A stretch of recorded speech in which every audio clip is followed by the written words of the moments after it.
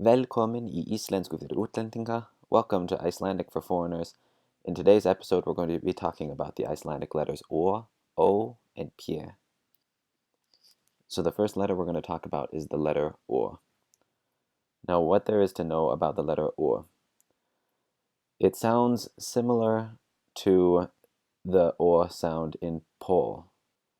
The difference is maybe that it opens up slightly as you say it. So instead of just saying O, we're going to say O. This is, for the most part, a new sound for English speakers, so you'll have to listen to it and you'll have to practice it. Now, as for the rules with the letter O, like all vowels, it can be long or short. So in this first example, it's going to be a really drawn-out O, porky, porky. But in the next one, there's not going to be quite as much movement. It's just going to be a short O, ostur, ostur.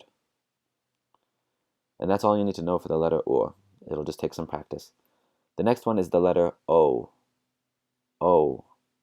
Now this might sound more or less the same as the one before, but whereas that other letter was opening its sound O, this one is closing it. So it's starting out with a O and going to a U. O. O. Listen how there are two different vowel sounds in there. O. So it's a little bit more like the O in the English word poke. O. O. So like all vowels in Icelandic, it can be either long or short. So in the first example here, we have a long O, lone, lone. In the next one, we have a shorter O, kongur, kongur. So let's take a look at a comparison of two different words. One has the O sound and one has the O sound. So the first one is ork, ork. And the next one is oak, oak. Now, I know that this distinction is a little bit difficult for English speakers at first, so you'll just have to listen.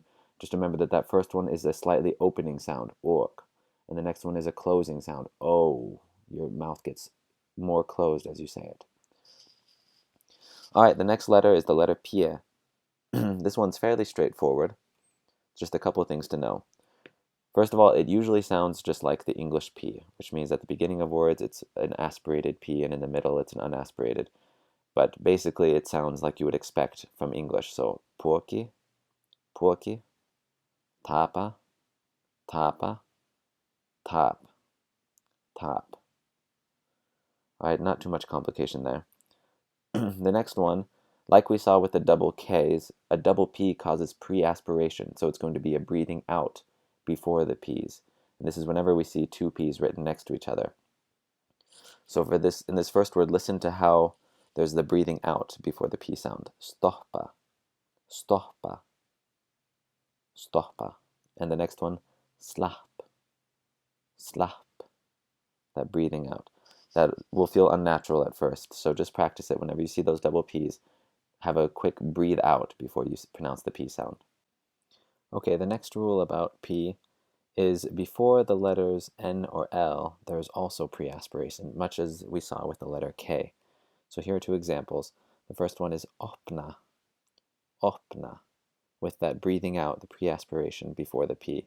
And the next one, etli, etli, like that.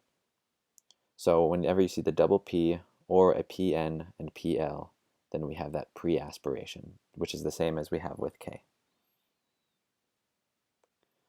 And the last rule for the letter P is before the letters K and T, it becomes an F sound.